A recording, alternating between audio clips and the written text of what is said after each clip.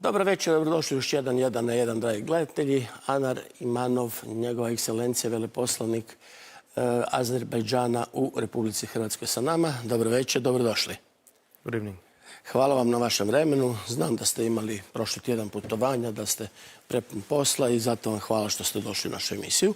Imali smo neposredno prije jedno 2-3 tjedna također veleposlanika Armenije, pa sam ja mislio da je posve logično pozvati i veleposlanika Azerbajdžana. Zatim prije pričali smo, imam i prijatelje tamo, pa svakako je korektno onda da čujemo i vaš glas. No, prije nego što počnemo o odnosima Armenije i Azerbajdžana, kako su bili netom izbori, predsjednički izbori u Azerbajdžanu, u vašoj zemlji, možete li mi kazati koji je značaj ovoga izbora?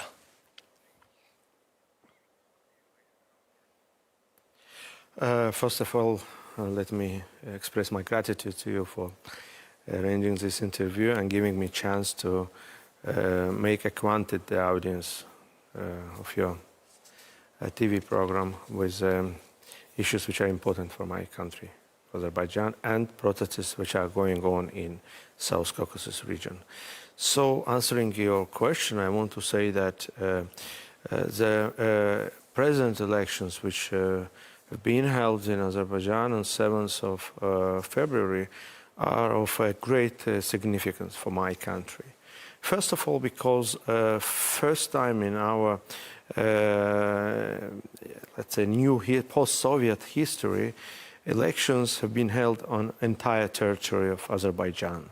Since recently Azerbaijan has been liberated all its lands which were occupied by Armenia for almost 30 years. And it was the first presidential elections held on the entire territory of the country. So this is very important for us. This is an event of a great significance. Then I want to say that over decades, the policy, both internal policy, domestic and foreign, all what we planned, everything was focused on solving the problem we faced and the problem with the aggression against our nation. Everything was directed on returning the territories we lost during the First Karabakh War, the territories which were occupied by neighboring Armenia. And in September 2023, we reached that goal. And now we are facing the new period of our history.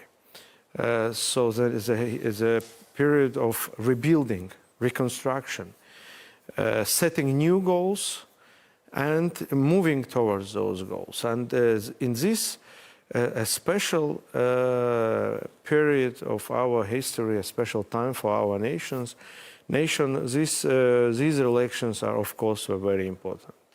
Elections have been held and very successful. It was overwhelming majority of votes going to President Ilham Aliyev. He won the elections, and it was not surprising because he led the nation over very harsh times. He led the nation towards our victory, towards development, so towards prosperity. And of course, there was no doubts about who would win elections. And it was a free, independent, very open elections, which, as I said, opening a new chapter in the history of Azerbaijan. Uporabili ste 2-3 puta dakle, u riječ ovaj pojam okupirani dio, dakle, tog Gorskog Karabaha. Armeni to doživljavaju kao stanovitu enklavu. Kako to da Azerbajdžan doživljava, dakle, to područje kao okupirano, kao integralno azerbajdžansko i kad je to Armenija okupirala? Možete li za naše gledatelji kazati par podataka više kako bismo mogli pratiti onda lakše i bolje cijelu tu dinamiku odnosa koja je dovela do tog sukoba. Okay. So to understand the situation, it's very important to know the background of all of happenings.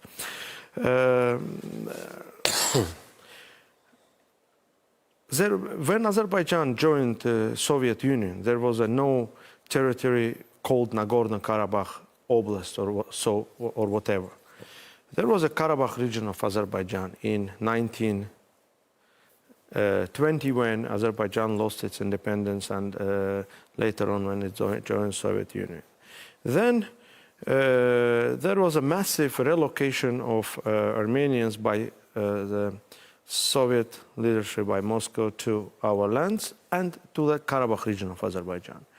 And then those regions where the Armenians were relocated, those regions were, in those lands, they established artificially a region which Moscow called Nagorno-Karabakh Autonomous Oblast.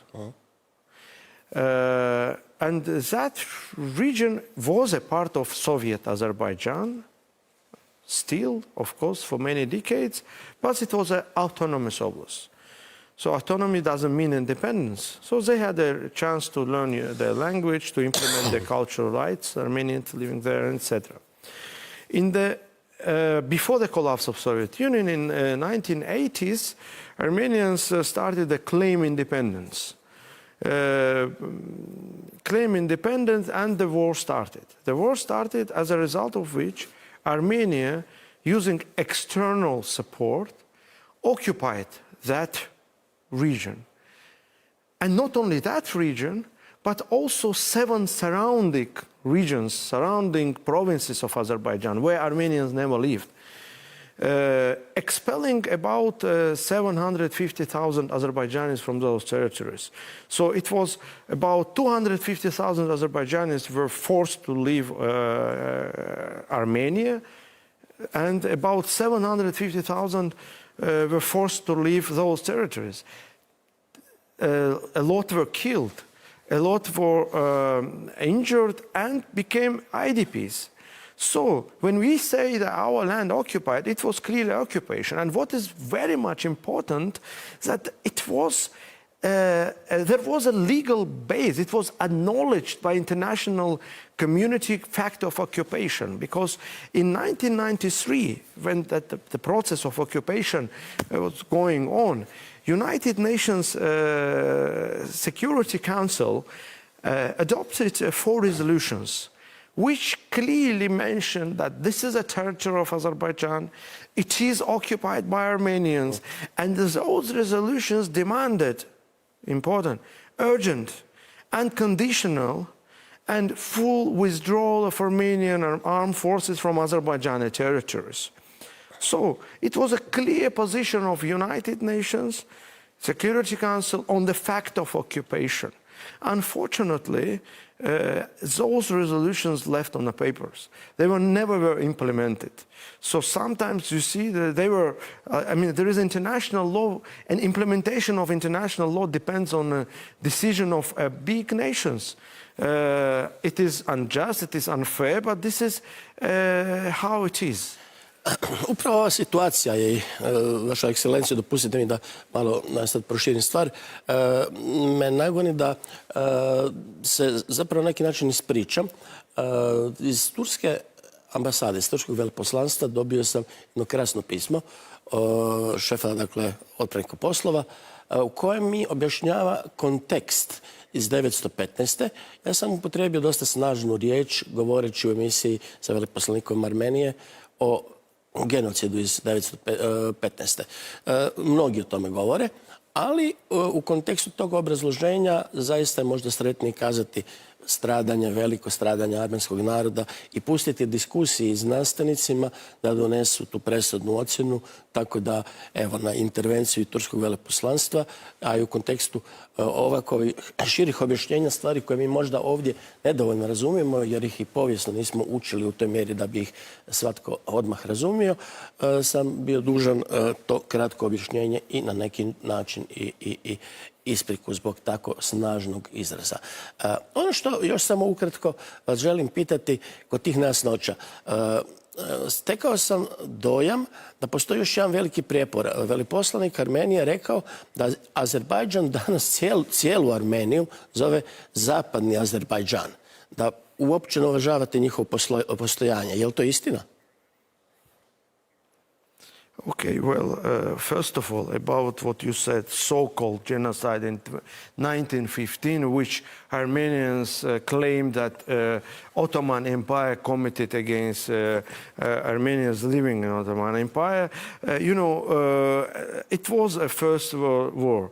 During the First World War, a lot of people lost their lives. Armenians were part of a big nation, a big country, which was the Ottoman Empire. So they actually started certain military activities against empire, against Turkish forces, actually not against militaries, but against, civilians. While Turkish army was in a war, so they actually, it was kind of clashes, and to claim that it was genocide, it is wrong, unlawful, and I don't think that it was a genocide. Let me just tell you that,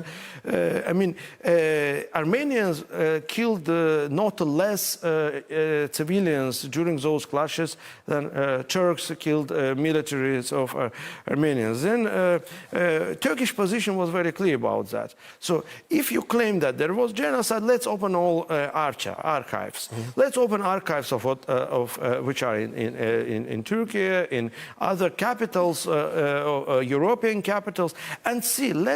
Let historians say what happened.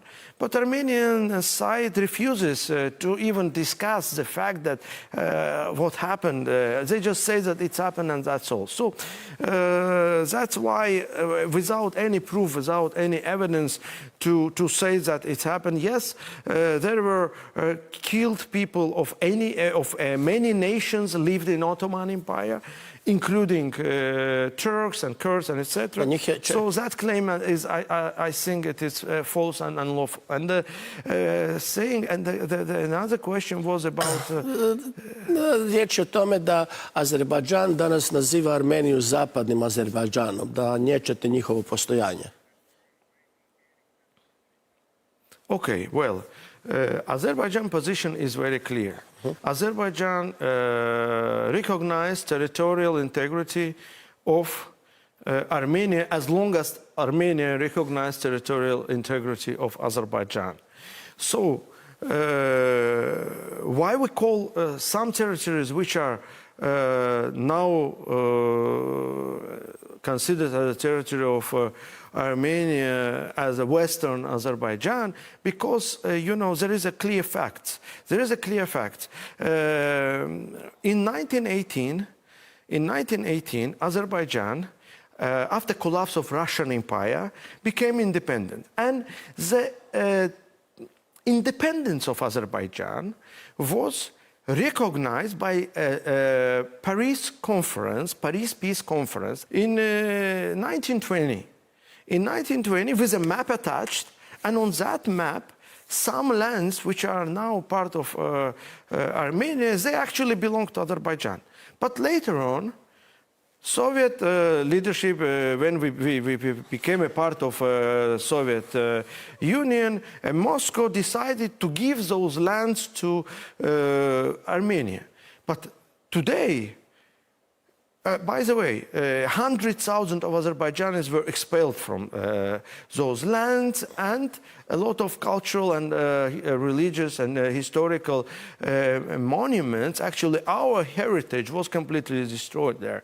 But as a matter of fact, since it is a part of territory of Armenia, Azerbaijan clearly states now, we recognize territorial integrity of Armenia, as long as Armenia recognizes territorial integrity of Azerbaijan.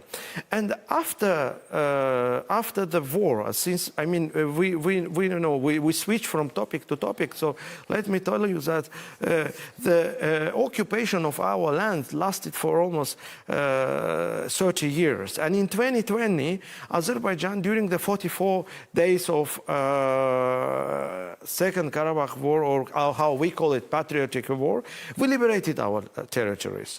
And after we liberated our territories, despite on the fact that we suffered so much, we lost so many people, that almost a million of our compatriots lived in a very harsh conditions for decades, we said, okay, let's move to future. Let's build peace.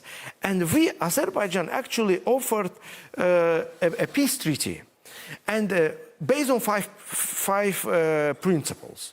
And one of the most important part of that treaty is a mutual recognition of territorial integrity. We offered to Armenian side to sign a treaty and to mutually recognize territorial integrity of each other. What kind of territorial claims we can talk about now? Azerbaijan doesn't have any territorial claims against Armenia today. Koji je onda uzrok sukoba, najkraće pitano, zašto je došlo do nedavnog kršenja primirja između Armenije i Azerbajdžana?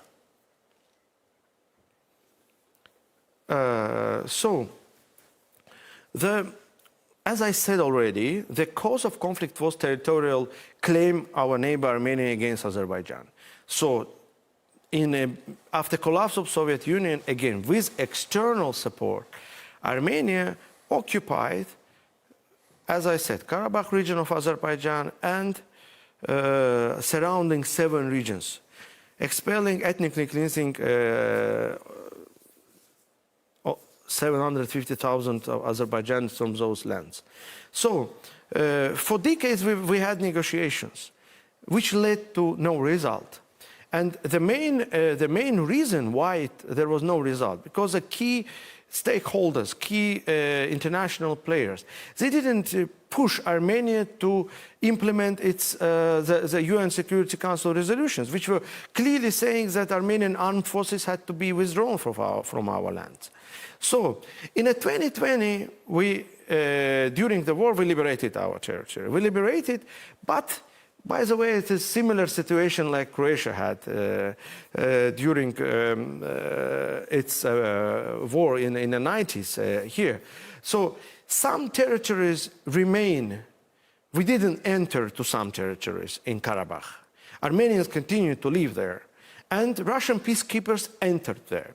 And we meant that the Armenian population will be reintegrated into Azerbaijan society. We offered them reintegration. We offered them that their rights and freedoms would be guaranteed by our legislation. Unfortunately, it was not happen. Why? Because, first of all, the war which was stopped in 2020, it was stopped by signing a joint statement. Trilateral joint statement signed by leaders of Azerbaijan, Armenia, and Russia. One of the very important clauses, paragraphs of that document was that Russian peacekeepers enter, and at the same time, Armenian armed forces are leaving those territories, the Karabakh. We could go further, but we stopped. We said, okay, we don't want any casualties, so let's find peace, and etc. So, what happened? Russian peacekeepers entered, but about 15,000 Armenian armed forces left there, and they refused to leave with different, bringing different reasons for that. And then they refused the reintegration, they refused the withdrawal armed forces, and further on they started to bring more weapons from Armenia to our territory, Karabakh, internationally recognized territory. So they started to bring a mine there, they planted mines, and we had our civilians lost. Not only civilians, but our servicemen and civilians lost their lives because mines planted on our lands, mines produced in 2021 after ceasefire was signed. So we had legitimate questions how it is happening. How it is happening that we are, from one side, we are speaking about the peace, from other side, Armenia brings to our land mines, plants that kills our people. Armenia implements rotation of its armed forces, bringing to our Karabakh region its servicemen. We had the proofs, we had evidences, we used to show everywhere to partners. Nothing changed. And it happened for 3 years like that. And in 2023, last year in September, Azerbaijan implemented anti-terror measures. One day, just 23 hours, as a response to another explosion of mines, which resulted with the killing of several of our people. So, in 23 hours, the remain of Armenian armed forces were destroyed, they capitulated, and they agreed on with our terms. And now Azerbaijan controls entire territory, including Karabakh. Koliko ste danas onda blizu primirja i potpisivanja nekakvog, možda ne samo temporalnog, nego, ajde budemo krajnje optimisti, stalnog mirovnog ugovora? So the parties are negotiating. There are discussions around a peace treaty, and also there are discussions on delimitation of a border, because a border between Azerbaijan and Armenia, it is a kind of conditional border, because Armenia occupied our lands right after collapse of Soviet Union. And during the Soviet Union, republics, parts of Soviet Union, they didn't have a state borders. It was kind of administrative borders. So, since after the deoccupation of our lands, we are now involved in negotiations on defining the state border between Azerbaijan and Armenia. And there was established a delimitation commission, and our people, they meet in a border without any, mediators. They meet in a border between two states and negotiate the delimitation of the border. Meanwhile, we have discussions on a peace treaty. So it's a kind of, the process is going on. Sometimes it is difficult. We feel that it is difficult to understand our counterparts. So we agree on certain terms and conditions, and then we hear another statements from our neighbor, from Armenian side, and then it of course doesn't help. Doesn't help also involvement of some third parties, bigger players, which are interested, maybe not that much interested in peace in our region, and that does not help as well. So the last meeting between two sides was held recently in a Munich conference in Germany. It was as it was considered by both sides, quite a fruitful meeting, with the facilitation of leader of Germany, Mr. Scholz. So the sides agreed to meet, to arrange a meeting of ministers of foreign affairs soon. So in this week, actually, as a matter of fact, in Berlin, the meeting will be held. So we in Azerbaijan want peace. We in Azerbaijan want to sign a peace treaty as soon as possible, to open infrastructure, to open our transportation and economy links. Actually, opening of transportation links was a part of that trilateral statement as well. One of the paragraphs used to say, or said that Armenia guarantees opening a direct route from western regions of Azerbaijan to its exclave Nakhchivan.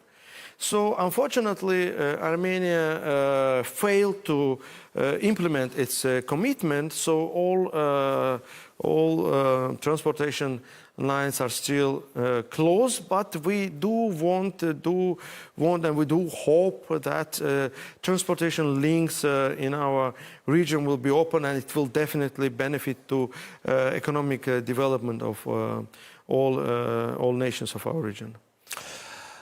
Kad spominjete i treću stranu i naravno velike sile, ajmo za početak upitati kakav je odnos danas Azerbajdžana sa Europskom unijom? The relations between EU and Azerbaijan are very good. It is a long-lasting cooperation, which we have a very fruitful cooperation for decades, and these relations are continuing developing. Azerbaijan significantly contributes to providing energy security of EU. Azerbaijan is a reliable, important partner of EU in energy, and we are continuing our cooperation. Would be great if some spoilers will not affect with their some internal affairs. So some nations bring their some internal issues, internal affairs onto the EU level, and just play a role of spoilers. That would not is not helpful. But all in all, we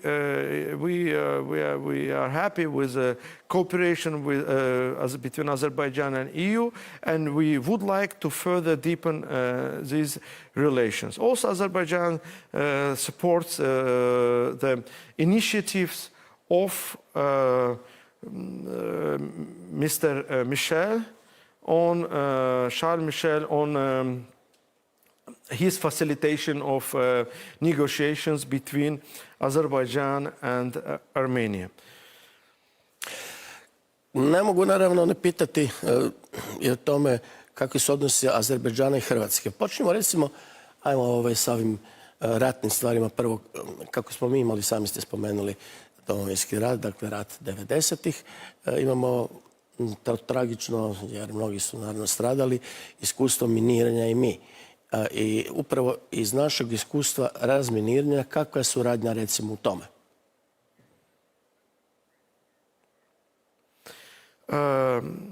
You ask about cooperation in general or in a mine clearance? Prvo ćemo sa razminiranjem, a onda ćemo općenito. So mine problem is really a big problem for Azerbaijan. There was about 1.5 million mines were planted by Armenia in our lands. And, unfortunately, Armenian side refuses to give us maps they have, which would help us to implement demining faster and bring our internally displaced persons, our people, our refugees back to their homes. So, in an example of Croatia, we can see that it is a really huge problem. Croatia is implementing demining activities more than 30 years.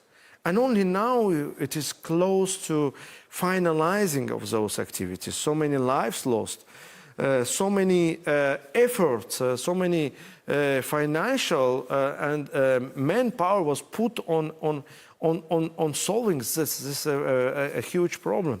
So for us it is of course the same. We have a big problem ahead of us, and we working hard to solve this problem. And in this regard, of course, the support of our international partners is crucial. And I'm happy to say that Croatia, among those who extend its support,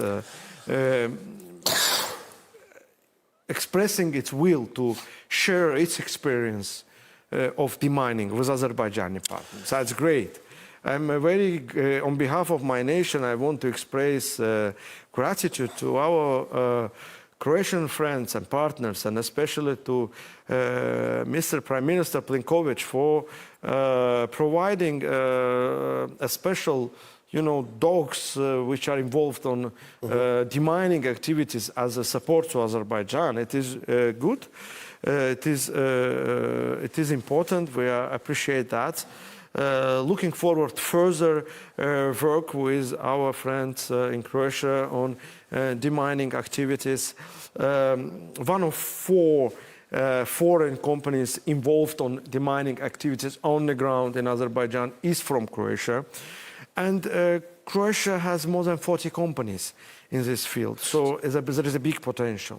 Htio sam sad pitati, kad ste me pitali mislim li na općenite odnose, da, mislim jer naravno da znamo da je velik uvoz nafte iz Azerbajdžana, ali se dostavljam vama da razložite koji su ostali naši odnosi i naravno dodatno pitanje, postoji li mjesta razvoju tih odnosa? Energy cooperation is a crucial one, of course, between our nations. It is the one which both sides are benefiting from. This is important. Azerbaijan plays an important role in providing energy security of Croatia. And for us, Croatia is a good market for our energy resource, oil, first of all. And we are looking forward to further develop this cooperation. And from last year, actually, Croatia became, not only a consumer of Azerbaijan crude oil, but also a transit country for crude oil. Croatia transited Azerbaijan crude oil further to Slovakia. So that's good. That's something new in our energy cooperation. Both sides involved on discussions on possible gas cooperation, how to bring Azerbaijani gas to Croatia. There are several possibilities, interesting discussions, and we are looking forward to further discuss this issue with partners. But energy, as you said, it is not the only field of possible Da, htio sam cooperation. dodati kako je ta trgovinska, recimo, gospodarska suradnja, razmjena. Odmaknemo se sad od energetske, iako kao što vi kažete, ona je fundamentalna i u postocima, ja mislim da je to glavnina zapravo u ovom trenutku našeg uvoza nafte preko Azerbajdžana. Ali proširimo to evo na ukupnu suradnju. Both sides are keen to further developing non-energy sphere of mutual cooperation. We identified several fields which are quite promising, for example, pharmaceutical or high-tech, which are Croatia very strong. Also, agriculture products, trade. So we are quite actively working on that direction. And let me tell you that in a few weeks, in 2 weeks, in Azerbaijan, there's a plan to be held a third meeting of Intergovernmental Commission on Economic Cooperation between two sides. And both sides involved on organizing of a business forum during this on the sidelines of the Commission. We believe that these activities would help us to boost the trade and economic cooperation between two sides and to offer a platform to businesses from both sides to come, meet, and to discuss spheres which they would find interesting for them to work together. Let me tell you that there was very important arrangements during the visit of Mr. Prime Minister Plenković to Azerbaijan in November last year. And I can assure you that in 2024 and in years to come, we will definitely see outcomes of this very important visit, during which, as I said, both sides reached important agreements on further strengthening all-in-all cooperation between two countries, but in particular economy and trade cooperation. And also, let me tell you that the lands which I told you we liberated, so in those territories about more than 900 cities and villages completely destroyed. they were completely destroyed during the occupation. And when you see, it's like nuclear bomb was, you know, it's a result of nuclear bomb. And it wasn't as a result of... Ko je razorio ta mjesta? It was destroyed by Armenian side. If it is possible to show some photos Armeni kažu da su oni morali, možda da napunimo to pitanje sa ovim famoznim pitanjem o 100.000 izbjeglica iz Gorskog Karabaha. Dakle, s jedne strane imamo, da, zaista ovo izgleda stravično. Strahotno. Mi imamo Vukovar takav, ali kad vi spomenete desetke takovih gradova, mogu samo naslutiti razmjere te tragedije. Kako sad pomiriti iz naše perspektive nas koji smo suočeni sa svim tim sad podacima ili recimo ako zovem slikama razaranja, s jedne strane imamo njih, a s druge strane podatak o 100.000 Armenaca koji su otišli iz Gorskog Karabaha. Koja je to dijalektika? Oni su napuštajući sve domove sami to razorili ili je to plod vojnih akcija ili kako? Okay, let me tell you. As I said, Armenia occupied Karabakh region of Azerbaijan, also 7 provinces around. It's a big territory. It's a little even bigger than current Lebanon, state of Lebanon. It's a big territory. So, after they occupied those lands, they never lived on those 7 provinces which were occupied and where Armenians never left. So they continue to live on some regions of Karabakh where they lived before. And what they did, they destroyed gradually all those provinces, village by village, city by city, as you see now. What is this? This is houses of people. What happened to these houses? There was no bombardment there or hostility there, no. After they forced people to leave, they started to go there like doing shopping, if you call it like that. First, taking what people left behind their clothes, their, house stuff, furniture, and after, when everything gone, they started to take everything which they could use as construction materials. Bricks, windows, roofs, stones from cemeteries. So that is what they took. And as a result, we have this one. And when we deoccupied our land, we were shocked. Koliko kažete da je takovih gradova? About more than 900. More than 900. 900 cities and villages. Najvjerovatno, malo sam zastao. And why to occupy your neighbor and bring it to this condition? I mean, in general, occupation of neighbors' territories, it is an unlawful act and it is terrible. But not only occupy, but also to completely destroy, That is what we faced. And that is, we didn't expect so bad. For example, we could see some houses of Armenians in the city of Shusha, for example, which we liberated, that their steps were made by the bricks taken from the cemeteries. So when we opened the bricks, we could see in other side the photo of person who was dying. So we faced this terrible stuff, and nevertheless, we said that we want peace. But what I wanted to say, now we are reconstructing all those lands. Now we're rebuilding. My president said that we will turn those territories into heaven. And we are doing it. Those lands are building based on smart city, smart village concepts, green energy, eco-friendly. So it will be turned into heaven, but it takes time. It will take time, it will take resources.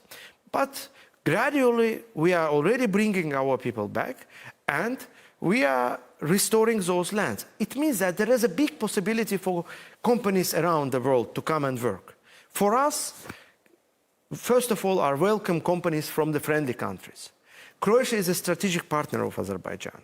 And for us, companies from Croatia are welcome to come to Azerbaijan and participate on rebuilding activities. Croatia has a great achievements in high-tech, you know, in a smart city concepts implementation, so, and other fields. So, and let me tell you, some companies, I don't want to, you know, announce from now, but some companies already got very important projects in our liberated lands, and more welcome. And that will open a new opportunities for our Croatian friends to come to work in Azerbaijan and develop business contacts. You asked about Armenian left. I didn't answer that question. So, as I said, Armenians lived in territories well as they lived earlier, and destroyed the rest where Azerbaijanis lived. Meanwhile, they also brought to the Karabakh Armenians from Syria, from Lebanon, from some other countries. Even though it was unlawful, because based on Geneva Conventions, the occupying power cannot change the demographic situation in occupied lands, and they bring new people that is against international law, but they didn't care that. So they relocate some Armenians to those lands, some used to live there. So after we implemented anti-terror action, 23 hours, which in September 2023. By the way, during that action, no city or village or something was, no house, no half house, no door, no window was in any kind of way damaged during our action. No civilian was suffered during our action. The action, the military measures, they were directed solely towards those militaries, Armenian militaries, which left on our lands, which, as I said, were about 15,000. So, Armenian side agreed that we are capitulating, so no more Nagorno-Karabakh Republic, so-called, as they announced. We agreed, demolished it. We agreed to, with the terms of Azerbaijani side, so there will be no separatism anymore. Azerbaijan will control that territory. We agreed that the separatists will cease their activities, and our state organizations will gradually start to operate on those lands. Meanwhile, we offer to Armenians reintegration. Azerbaijan established, first of all, we came up with a plan. We said that, look, you will enjoy all rights and freedoms like other national minorities in Azerbaijan enjoy. Those rights and freedoms, the security of yours is being guaranteed by Constitution of Azerbaijan. We guarantee you security, and you are free to leave, to stay, and continue to live in our territory.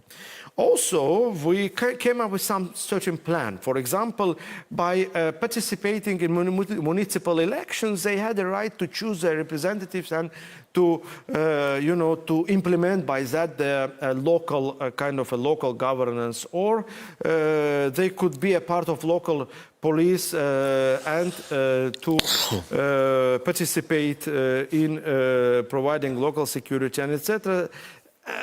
They had the right to have schools in Armenian language and etc. So everything was offered to them, those rights which are internationally approved, and our Azerbaijani, our national minorities, other national minorities are enjoying. Unfortunately, they didn't want, or they were not so much informed about this. We had also thinking that the leaders of the separatist leaders, they just inform the people. So they left.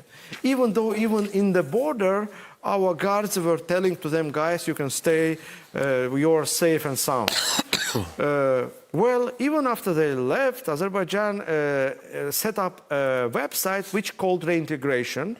And that website gives a vast opportunity for Armenians who left our territories to come back and to be reintegrated. They apply because there is a certain rules. You want a citizenship or you want a resident permit, and etc.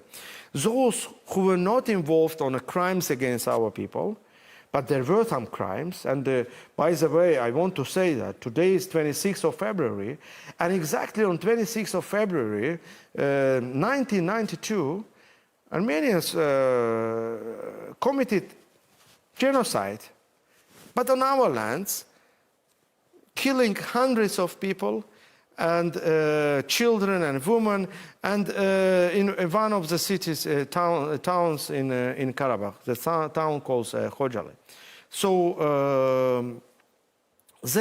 those who involved on crimes against Azerbaijan, of course, they have to be brought to account. Those who not, they are free to come back and be reintegrated. So we offered the reintegration chance, the possibilities for Armenians who left, even though that website was blocked by Armenian authorities in the territory of Armenia. Strangely. So from one side they say that they want those people to return to Karabakh, from the other side they block our website about reintegration. Also, I want to say that earlier I mentioned there were about 250,000 Azerbaijanis left Armenia. So we expect that Armenia will also come up with a certain plan for those Azerbaijanis to return to their homes in Armenia, as we offer it to Armenians who were forced, who were considered that they cannot return, but they're forced to stay. I think in Armenia because, as I said, why Armenian government would block reintegration possibilities for them which we offer. So probably they don't want them to return. But anyway, for us it is my last thought. I'm sorry for the long. You know, for us, what is very much important, we offer reintegration rights and possibilities for Armenians who left Azerbaijan, but we expect the similar will be similar conditions will be offered for Azerbaijanis who left Armenia. And we hope that our international partners would accept and agree that the rights of Azerbaijanis who left Armenia not less important than rights of Armenians who left Azerbaijan. Tu smo na kraju emisije i htio sam samo pitati još jedno dodatno pitanje koje je potpuno izvan ovog konteksta. Koliko Hrvati odlaze u Azerbajdžan, koliko mi poznajemo Azerbajdžan i recite nam, ako kanimo posjetiti Baku i ostatak Azerbajdžana u ovoj situaciji, što možemo očekivati? Možemo li se slobodno kretati, možemo li posjetiti mjesta od kulturne, povijesne važnosti? Well, you know, Croatian and Azerbaijanis are friends, and we would be, you said how many Croatians visiting Azerbaijan, not as many as I would wish, really. So we want to have more Croatians in Azerbaijan and more Azerbaijanis in Croatia. And next week we will have this business forum in Azerbaijan. We hope that also it will be a good chance for tourism companies to meet and to discuss the possibilities of increasing mutual visits. For Croatian friends, I want to say that you are welcome in Azerbaijan.